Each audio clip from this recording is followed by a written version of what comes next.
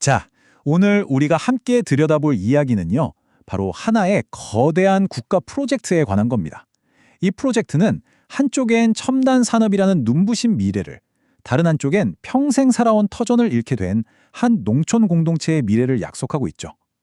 국가의 원대한 계획과 개인의 특별한 희생, 그 사이의 깊고도 복잡한 갈등을 지금부터 파헤쳐 보겠습니다. 와, 금액부터가 정말 어마어마하죠? 이 프로젝트에 투입되는 총 사업비가 무려 7,692억 원입니다. 이 숫자 하나만 봐도 이 사업에 얼마나 막대한 국가적 이해관계가 걸려 있는지 짐작이 가시죠? 자, 그럼 이게 대체 어떤 사업이냐? 목표는 크게 두 가지입니다. 첫째는 충남 천안에 있던 기존 부지를 국가 첨단 산업의 허브로 탈바꿈시키는 것. 그리고 둘째는 바로 그곳에 있던 아주 중요한 국가 자산, 그러니까 가축 유전 자원을 이곳 전남 함평으로 안전하게 옮겨오는 겁니다. 대한민국의 미래 먹거리와 핵심 자산 보호라는 두 개의 거대한 목표가 바로 이 땅에서 정면으로 충돌하고 있는 거죠. 그런데 말이죠. 이렇게 중요한 국책 사업이 지금 사실상 딱 멈춰섰습니다.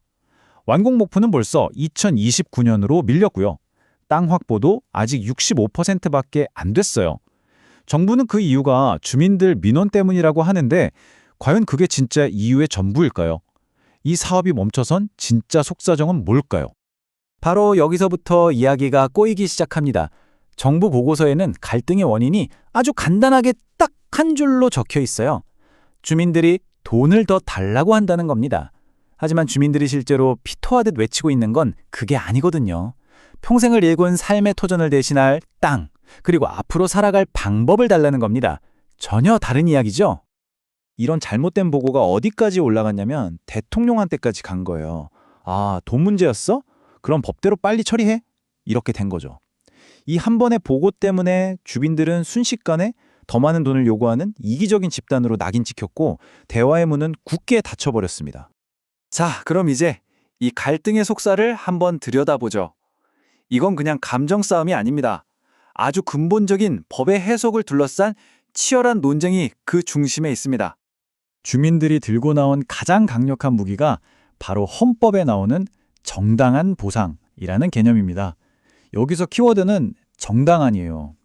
이게 그냥 땅값만 쳐주는 재산 보상이 아니라는 거죠. 원래 살던 것처럼 살 수 있게 그 삶을 통째로 복원해줘야 한다는 훨씬 더 깊은 뜻을 담고 있습니다.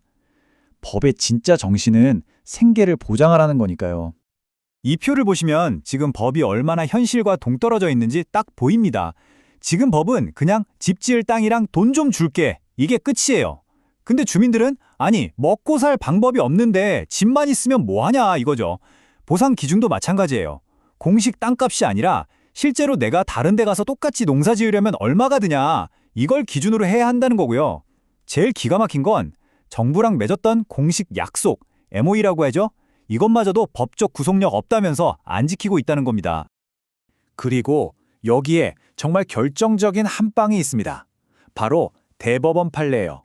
이게 무슨 뜻이냐면 먹고 살 대책도 안 세워주고 무작정 나가라고 하는 건 부당하다. 그래서 버티는 건 죄가 아니다. 이렇게 국가 최고 법원이 주민들의 저항에 정당성을 부여해 준 겁니다. 이건 정말 어마어마한 의미를 갖는 거죠. 자, 그런데요. 이 문제는 여기서 끝이 아니었습니다. 돈 문제, 법 문제, 이걸 다 뛰어넘는 정말 상상도 못한 변수가 있었어요. 바로 안전 문제입니다. 그것도 국가 안보와 직결된. 이게 정말 충격적인데요. 국가의 미래를 책임질 그 소중한 가축 유전 자원을 옮기겠다는 곳이 어디에 있냐면요. 한빛 원자력 발전소의 방사선 비상계획구역 안에 있습니다. 네, 잘못 들으신 게 아니에요. 원전 사고 나면 당장 대피해야 하는 바로 그 구역입니다. 그러니까 정리를 해보면 이렇습니다. 위험구역 안에 대체 불가능한 국가 핵심 자산을 갖다 놓으면서 정작 사고가 났을 때 이 수천 마리의 동물들을 어떻게 대피시킬지에 대한 계획이 전혀 없다는 겁니다. 방사능이 오염되면 이 자산은 그냥 끝입니다. 영원히 사라지는 거예요. 그런데도 돌아오는 대답은 고작 앞으로 계획 세울게요. 이거 하나라니 정말 답답한 노릇이죠. 자, 이렇게 문제가 복잡하고 심각한데 그럼 해결책은 없을까요? 그냥 이대로 갈등만 계속해야 할까요? 다행히도 여기서 멈추지 않고 아주 구체적인 대안이 제시되고 있습니다. 핵심 아이디어는 이겁니다. 지금 있는 법으로는 이 문제를 도저히 풀 수 없다. 그러니까 이 특별한 상황에는 특별한 법이 필요하다는 거죠. 과거에 평택 미군기지 이전이라는 정말 큰 국가적 난제를 풀었던 평택특별법이 있었잖아요. 그것처럼 이번에도 한평특별법을 만들자는 겁니다. 이 특별법 내용이 아주 구체적이고 또 합리적입니다. 첫째, 생계보장. 그냥 돈 몇 푼 쥐어주는 게 아니라 저렴하게 농사지을 땅을 주고 주민들이 직접 태양광 발전으로 돈을 벌 수 있게 국가가 지원해 주는 거예요. 둘째, 안전 확보. 방사능 막을 수 있는 시설 짓는 예산을 아예 법으로 딱 정해버리는 겁니다. 그리고 가장 혁신적인 셋째, 이익 공유. 천안에 첨단단지 생기면 돈 많이 벌 거 아니에요. 그 이익의 일부를 떼어서 희생한 한평 주민들을 위해 쓰자는 거죠. 이건 단순히 한평 문제만 해결하자는 게 아닙니다. 이걸 계기로 앞으로 모든 국책 사업의 새로운 기준, 새로운 모델을 만들자는 겁니다. 국가 발전을 위해 누가 희생하면 그 혜택을 다 같이 나누는 거죠. 이게 바로 진짜 지속 가능한 발전 아니겠습니까? 결국 이 모든 이야기는 우리에게 하나의 근본적인 질문을 던집니다. 나라의 발전을 위해 누군가가 특별한 희생을 해야만 한다면 국가는 그들에게 법전에 적힌 최소한의 보상만 해주면 끝일까요? 아니면 그 희생에 걸맞은 특별한 해결책을 제공해야 할 의무가 있는 걸까요? 이제 필요한 것은 속도가 아니라 진실과 신뢰입니다.